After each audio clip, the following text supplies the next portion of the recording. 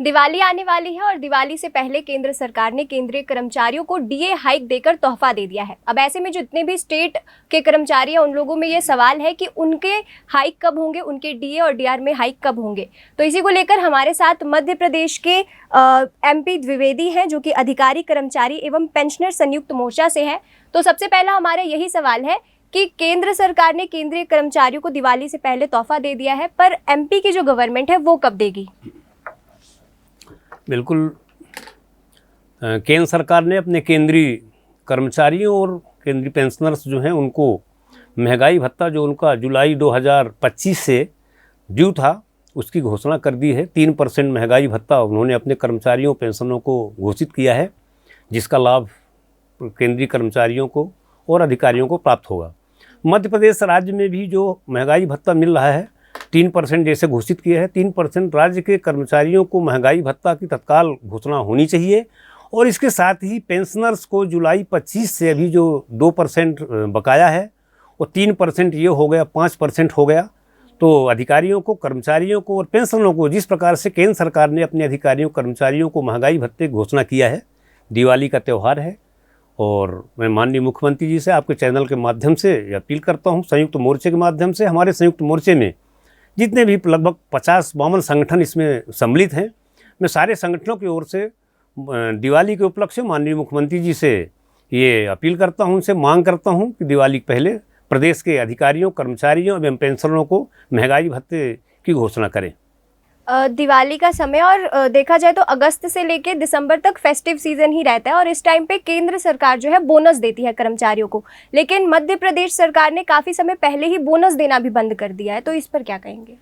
जो सरकार ने बोनस देना बंद किया, हम लोग समय समय पर उसकी मांग करते आए हैं और दिवाली के समय पर बोनस देने का आशय ये होता है, कोई भी सरकार होती है कि हम उसके जो सेवक होते हैं, चाहे केंद्र का हो वो देश के लिए, प्रदेश का कर्मचारी है वो प्रदेश के लिए जो काम करता है उसकी काम के उपलक्ष्य में यूँ माने हम कि उसको एक प्रोत्साहन स्वरूप देते हैं कि हमारा कर्मचारी काम करता है तो उसको हम अतिरिक्त जो राज्य सरकार प्रदेश में प्रगति कर रही है उस प्रगति में अधिकारियों कर्मचारियों का निश्चित रूप से सहयोग होता है, उसको बहुत बड़ी भूमिका रहती है।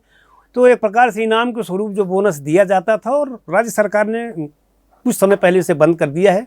हम लोग लगातार इसकी मांग करते जा रहे हैं और हम माननीय मुख्यमंत्री जी से अपील करते हैं कि जो बोनस हम लोगों का बंद किया गया है वो बोनस पुनः प्रारंभ किया जाए और एक अच्छी शुरुआत होगी कि दिवाली के टाइम पे इसकी घोषणा हो और बोनस का लाभ प्रदेश के अधिकारियों कर्मचारियों को मिले। केंद्र सरकार जो है वो हर साल जनवरी और जुलाई में डीए और डीआर में हाइक करती है, तो मध्य प्रदेश सरकार का ऐसा कोई टाइम लिमिट है कि एक साल में कितनी बार होता है? और अभी इससे पहले कब हुआ था? अभी तक तो मुझे नहीं पता कि स्टेट गवर्नमेंट ने कब किया हो, अगर आपको पता है। देखिए क्या है एक्चुअली में कि मूल्य सूचकांक बढ़ता है, मूल्य सूचकांक के आधार पर केंद्र सरकार अपने कर्मचारियों को और राज्य सरकार अपने कर्मचारियों को महंगाई भत्ता देती है। ये प्रायः देखा जाता है कि केंद्र सरकार तो अपने कर्मचारियों को, अधिकारियों को समय पर महंगाई भत्ता दे देता है, किंतु राज्य सरकार उसमें कुछ डिले करती है और डिले करने के बाद उसका परिणाम क्या होता है कि वो जैसे जनवरी से ड्यू है वो अप्रैल से दे दिया या मई से दे दिया, तो जो 4-5 महीने के एरियर होता है वो राज्य सरकार फिर नहीं देती। अब जैसे उदाहरण के लिए बता दें कि अभी पेंशनरों का जो महंगाई भत्ता 3% देना है वो जनवरी 25 से ड्यू है और अभी 3% जुलाई से और डिक्लेयर हो गया जिसको दिया जाना है। वो पेंशनर अभी ये 3% ड्यू हो गया और पेंशनर को 5% ड्यू हो गया। पेंशनर ऑलरेडी जनवरी 25 से ही उसका बकाया है। तो जब केंद्र सरकार अपने कर्मचारियों को, चूँकि मूल्य सूचकांक के आधार पर महंगाई भत्ता मिलता है, जब भी घोषणा करती है तो राज्य सरकार को भी चाहिए कि उसके तत्काल बाद अपने अधिकारियों, कर्मचारी एवं पेंशनरों को महंगाई भत्ता घोषित करना चाहिए। अच्छा, मध्य प्रदेश सरकार ने कहा था कि 2028 तक जो कर्मचारी हैं स्टेट के उनकी 94% बढ़ा दी जाएगी, महंगाई भत्ता कर दी जाएगी। मतलब कि अभी 55 है तो 94% होगा और 2025 तक उन्हें 65% दी जाएगी। पर अभी देखा जाए तो सार खत्म होने को है और 55 की 55 है, 1-2% भी नहीं बढ़ी। अपन क्या है, सरकार जो कह रही है हम तो उस पर भरोसा करें या सरकार क्या करेगी, सरकार की स्थिति क्या बनती है, प्रतिदिन प्रति समय पर परिस्थितियां बदलती रहती हैं। तो 5 साल बाद क्या होगा, 10 साल बाद क्या होगा, वो तो उसके बारे में हम विचार अभी इसलिए नहीं कर पा रहे हैं और हम उम्मीद नहीं कर सकते कि जो हमको वर्तमान में देय है, ड्यू है और जनवरी का महंगाई भत्ता बताइए, अभी अक्टूबर आ गया, जनवरी का महंगाई भत्ता अक्टूबर तक नहीं दिया गया और जुलाई का एक और ड्यू हो गया। तो जो हमको वर्तमान में मिल रहा है, यदि हमको वर्तमान में समय पर ये मिल जाए तब हम आगे की बात करें। हमको वर्तमान का ही नहीं मिल रहा है तो भविष्य में अपन सोचें कि 5 साल बाद 10 साल बाद सरकार ऐसा करेगी, ये होगा, तो उसकी उम्मीद तो बहुत कम है। पेट्रोल से लेके डीजल से लेके हर चीज़ को लेकर जो महंगाई है बढ़ रही है, तो इस पर पेंशनर्स को लेकर क्या कहेंगे कि पेंशनर्स को लेके डीआर हाइक करनी चाहिए ताकि उन्हें थोड़ी मदद हो जाए, क्योंकि बहुत ज़्यादा महंगाई हो गई है। बिल्कुल, एक पेंशनर एक ऐसा संवर्ग है कि उसकी सेवानिवृत्त की आयु आज की स्थिति में 62 साल है। कुछ हेल्थ डिपार्टमेंट और एजुकेशन डिपार्टमेंट में कुछ लोगों की उम्र, रिटायरमेंट की उम्र 65 साल है। 18 साल की उम्र के पश्चात आदमी शासकीय सेवा में आता है और 62 और 65 साल की उम्र में सेवानिवृत्त होता है और पूरा जीवन वो कोई व्यवसाय नहीं कर सकता, कोई व्यापार नहीं कर सकता। वो चूंकि शासकीय सेवक है, शासकीय सेवक आचार नियमों के अंतर्गत जो शासकीय नौकरी में आ जाता है तो वो केवल नौकरी ही करना है। और 62-65 साल की उम्र के पश्चात उसको यदि महंगाई भत्ता नहीं मिले, ये एक दुखद स्थिति है। सरकार को इसको गंभीरता से लेना चाहिए। और महंगाई भत्ता तो ऐसी चीज़ है कि चूँकि मूल्य सूचकांक, महंगाई बढ़ती है मूल्य सूचकांक बढ़ता है, मूल्य सूचकांक बढ़ता है तो महंगाई भत्ता डिक्लेयर होता है।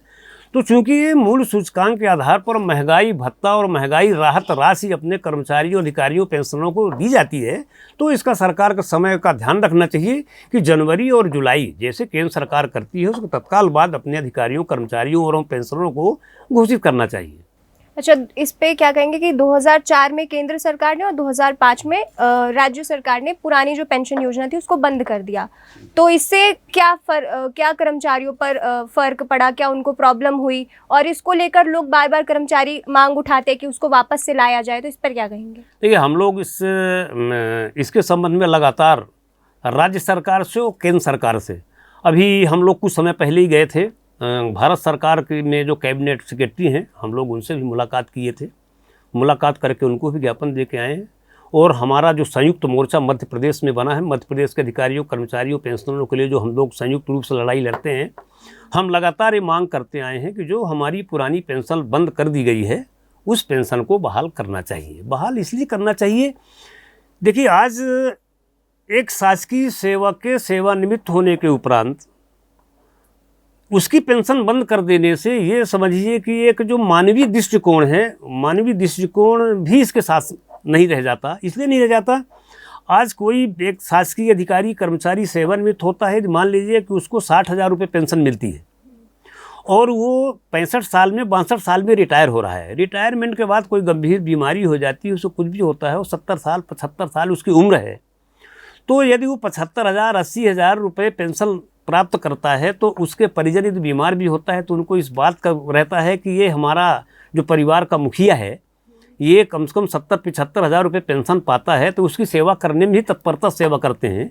लेकिन इस उम्र में पेंशन बंद कर देने के बाद तो हमारे परिजन या जो शासकीय सेवक सेवानिवृत्त होगा तो कोई गंभीर बीमारी में मान लीजिए कोई पेंशन आता है तो उसके पास जब पैसे नहीं होगा तो परिजन कितना इलाज करेंगे और सामने वाले के पास पैसे है नहीं।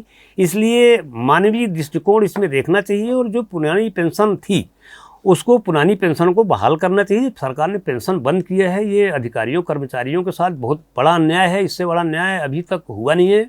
और जहाँ तक सवाल पेंशन का है तो केवल अधिकारी कर्मचारी की बात नहीं, इस प्रदेश में एक पार्षद से लेकर महामहिम राष्ट्रपति तक, प्रधानमंत्री, मुख्यमंत्री, ये सब राजा हैं, मंत्री हमारे राजा हैं। और राजा पेंशन ले और एक पेंशन न ले, 4-4 5-5 प्रकार की पेंशन ले, और उसकी प्रजा जो कम वेतन में पूरा जीवन और पूरी किन परिस्थितियों में, कई लोग फील्ड में ऐसे लोग नौकरी कर रहे हैं जो सुविधाओं का अभाव है। हमको टाइम में जाने का बंधन है, हम कोई व्यवसाय नहीं कर सकते, हमको इसका बंधन है। और हमको एक पेंशन बंद कर दी जाए और हमारे माननीय लोग 3-3 4-4 5-5 पेंशन लें, ये हमारे साथ अन्याय है। इस पर सरकार को गंभीरता से विचार करना चाहिए।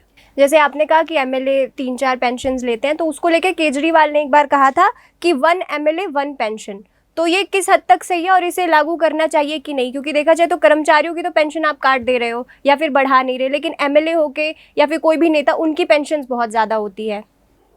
भाई उनकी पेंशन क्या है कि जैसे 4 पदों में रहें, अलग अलग पदों में रहें, हम भी 4 पद में रहते हैं, तो आप हमारे पद को ही मान लो ना, हमारा भी प्रमोशन होता है और प्रमोशन होने के बाद हमारे 5 पद बदलते हैं तो हमको तो पेंशन नहीं मिलती, तो हमको तो 5 पेंशन देने के बजाय तुम तो जो 1 मिलती उसको ही बंद कर दिया।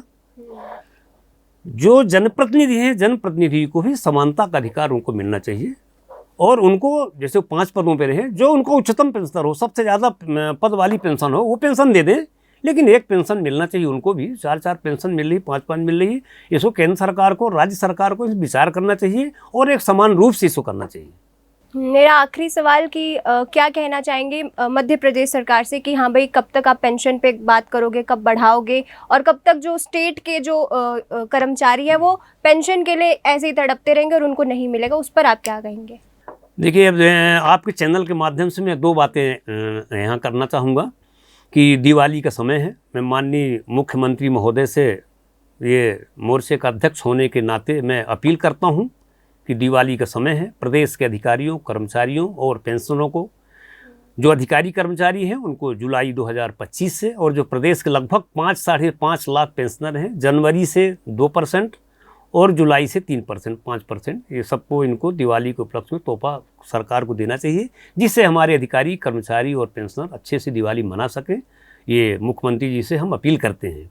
दूसरी सवाल जहाँ तक रही बात पेंशन की, पेंशन के बारे में हमारा सरकार से यही आग्रह है और हम लोग ज्ञापन अभी केंद्र सरकार भी दे रहे हैं, राज्य सरकार भी लगातार दे रहे हैं, और जब भी भविष्य में हमारी अभी मुलाकात माननीय मुख्यमंत्री जी से होगी तो हमारा जो मांग पत्र है, हमारे मांग पत्र में ये मांग की पुरानी पेंशन बहाल की जाए, वो है, सम्मिलित है, और हम लोग फिर उनसे अनुनय विनय करेंगे, प्रार्थना करेंगे कि हम लोगों की जो पेंशन बंद की गई है, ये हम लोगों के साथ अन्याय हो रहा है, ये उचित नहीं है, इसमें पुनर्विचार किया जाए और हमारी पुरानी पेंशन को बहाल किया जाए।